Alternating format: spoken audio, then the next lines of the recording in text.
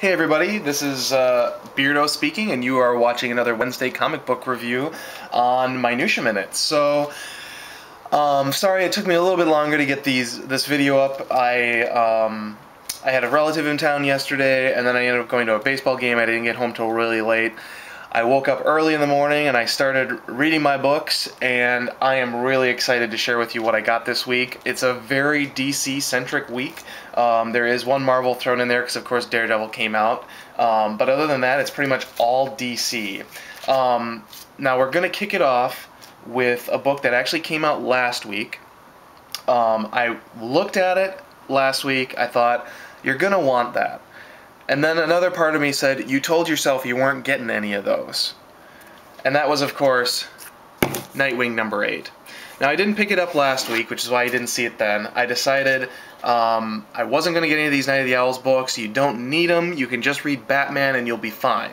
But Batman was so awesome last week. And the follow-up story, The Call, just got me so excited to read all of these other tie-ins. I can't say I'm going to pick them all up, but I had to pick this one up because it's the only other one out right now, and I am just chopping at the bit to keep reading Batman right now because I'm just so enjoying this Court Owl stuff. It's just awesome.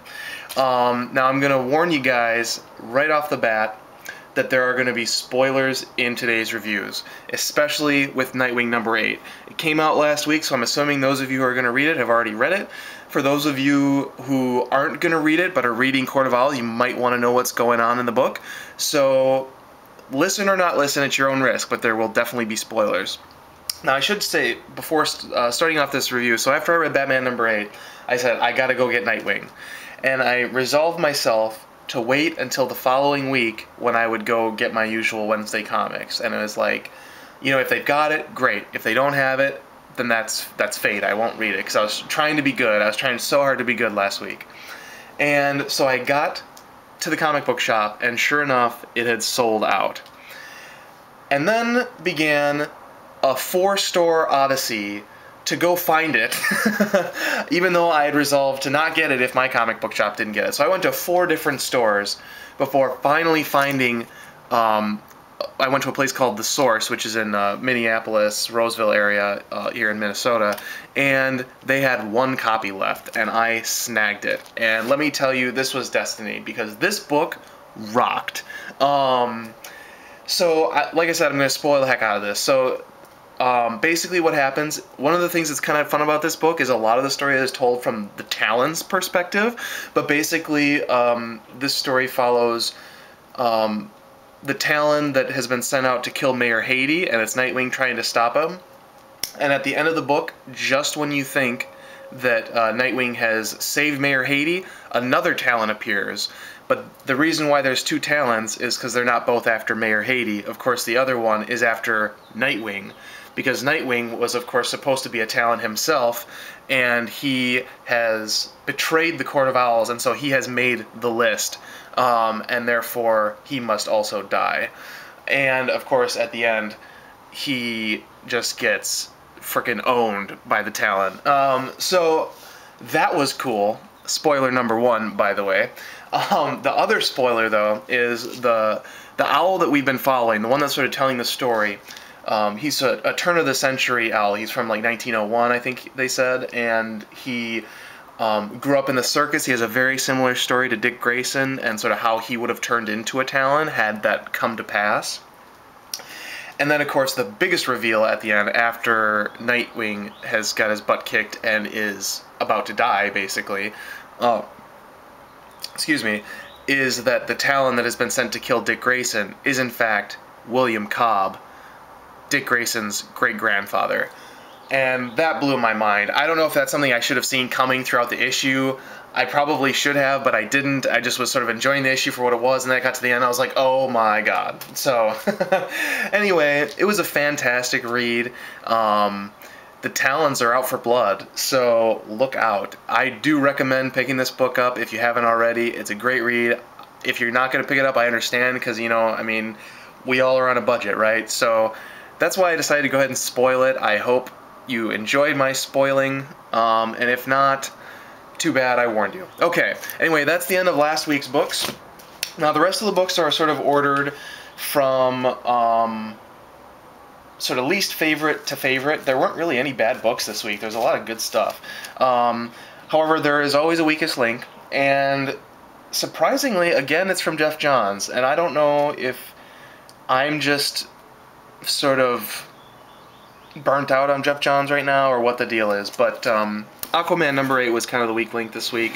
Last week it was Justice League, which is also Geoff Johns, and a couple weeks ago Green Lantern was sort of a weaker link. So anyway, I don't know why it's just not clicking for me. I've really been enjoying this Aquaman title until the last couple of issues. This whole story with the others, who you see on the cover here, it's kind of interesting. It's not really grabbing me completely.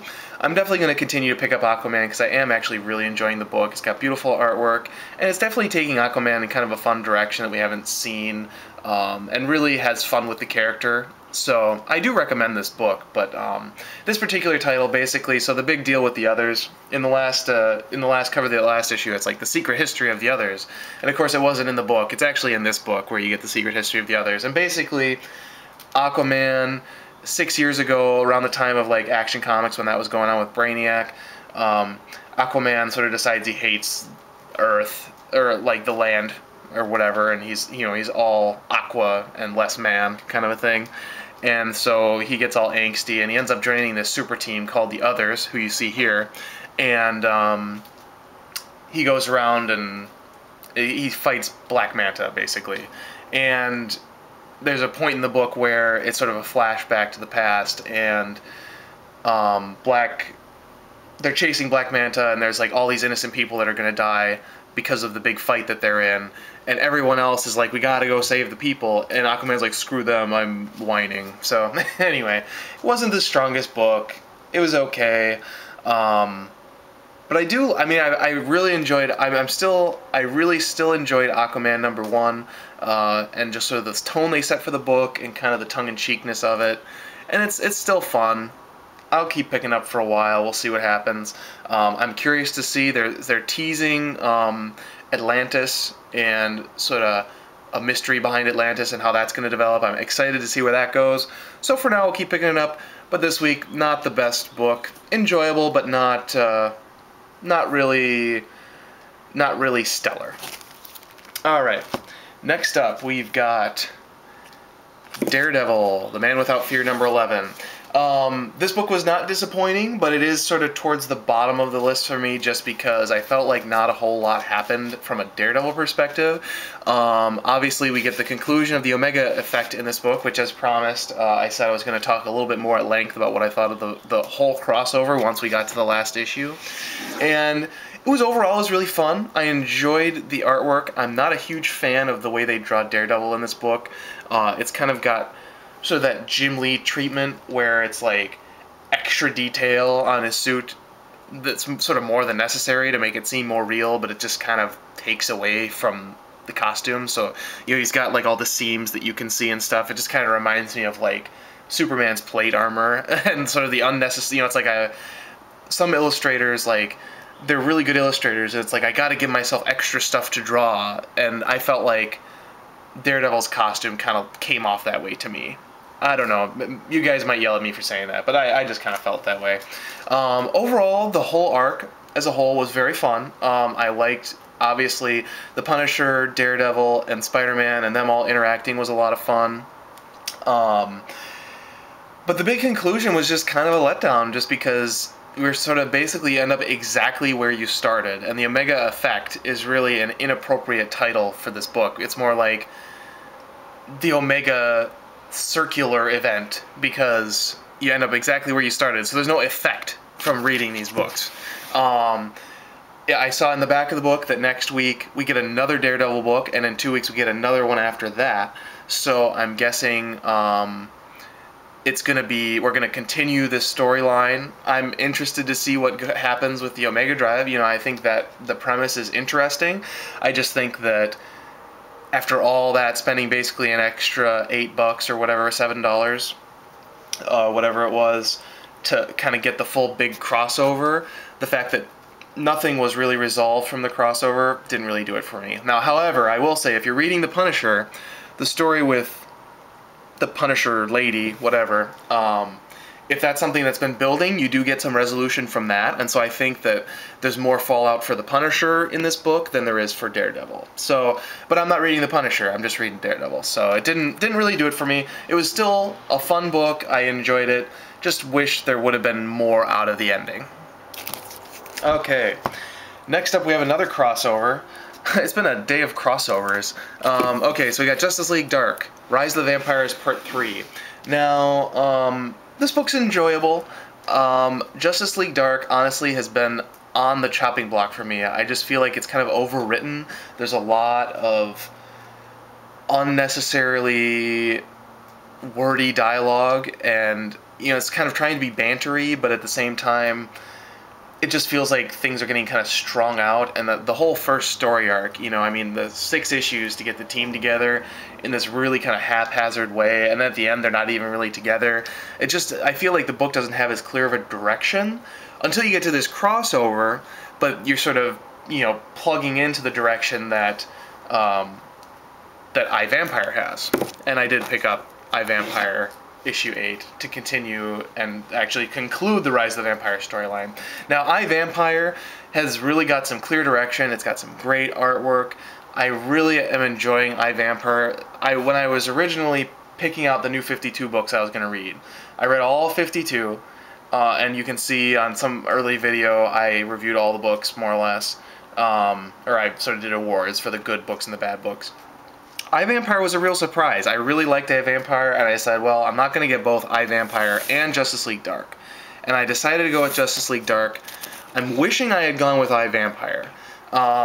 This book is just a lot of fun. There's a great voice. Joshua Hale Fialkov really does a great job writing the characters, and the artwork is just awesome. It's got kind of that sort of Alex Maleev Jock kind of combination, and it's really, really great. This book is just filled with awesome layouts and splash pages. It's phenomenal. So I'm trying to decide, because the whole reason I've continued, I would have dropped Justice League Dark by now, but I found out that Jeff Lemire was going to be writing it, who I am enjoying, and so I thought I'll stick with it for a little bit. But now that I got the crossover for Rise of the Vampires, I'm wishing that I was reading iVampire instead. I had just never touched Justice League Dark, so I don't know what to do. Because I do kind of want to keep getting iVampire, but I feel obligated because I just had determined so much earlier that I was going to keep getting Justice League Dark. So if anyone can help me out there, what do you think? Which book do you like better? Help me out, because I don't know what to do. But anyway, of the two, these are ordered together because obviously they're part of the same series, but iVampire definitely won over Justice League Dark this week. Really good story, a lot of fun banter. This one's more convoluted than this one. This one's just a little more straightforward and more fun to read. So anyway, I do recommend this crossover though. It's been a lot of fun. Alright, penultimate book I got this week was, drumroll, All-Star Western. Now, if you're not reading All-Star Western, shame on you. This book is phenomenal, guys. Basically, I mean, pre-DC New 52, it was Jonah Hex. All-Star Western, you get Jonah Hex, plus you get a backup issue. Now, this isn't just to satisfy the $3.99 price tag. I mean, keep in mind that all the DC books that are $3.99 are books that are in their top 10 sellers, you know, Action Comics, Batman Now, you know, so on and so forth. And the thing about All-Star Western is the writers, you know, said this should be a $3.99 book, and this is how we want to approach it. So the backup stories aren't there to just tack an extra $1 on this comic. The back issues are there because that is what the writers wanted to do with the book.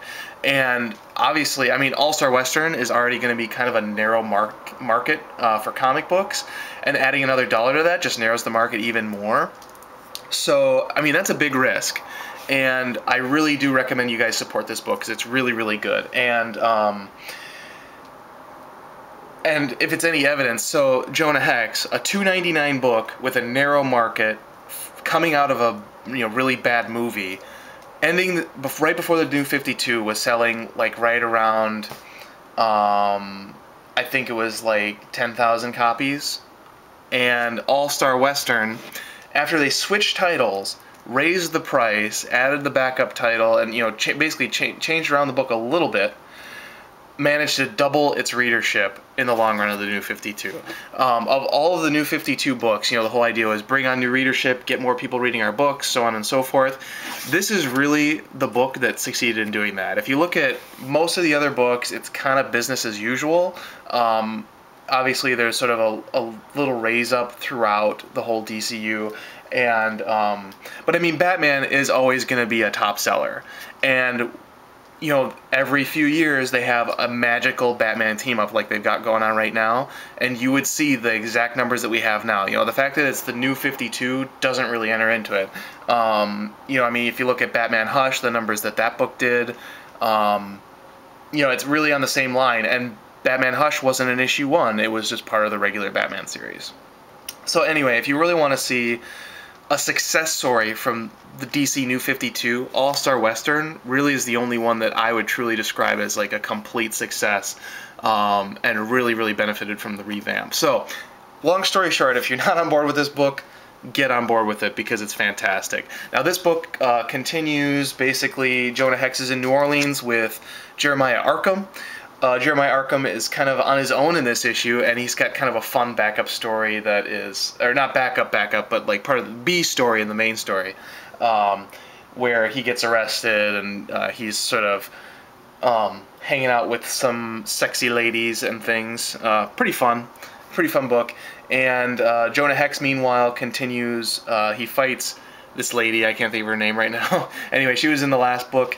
And she is drawn really, really sexy in this book. So if you like sexy comics, she's pretty sexy. Anyway, continuing on, basically, Jonah Hex is trying to infiltrate the August 7, and things do not go as planned.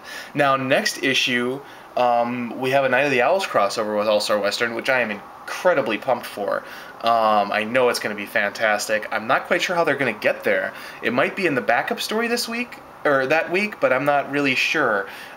Meanwhile, the backup story in All-Star Western continues sort of the saga of Nighthawk and Cinnamon, which is a backup title that has crossed into the All-Star Western Jonah Hex main story proper, again sort of reinforcing that the backup stories in these books aren't there just to fill fluff. I mean, they're really there for a purpose, in the same way that like Detective Comics, the Francisco Francavelli backup story and that, really informed the main story. Anyway, long story short, I'm babbling, so I'm just going to say, buy All-Star Western. It's fantastic, it's got amazing art, it's got a great story, and next month is Night of the Owl. So if you haven't checked it out already, you're interested in Night of the Owl books, DC is giving you a great opportunity to try out a book that you might not already be trying. Alright. And then finally, best book of the week. Always a top book for me, The Flash #8. Now, The Flash, I mean, I can't say anything. The people who are already reading The Flash have already said everything. I mean, I have been reading it, but I obviously haven't been reviewing it. And the people who have been reviewing The Flash for the last several months, there's nothing that I can say that they haven't already said. I mean, the layouts are brilliant.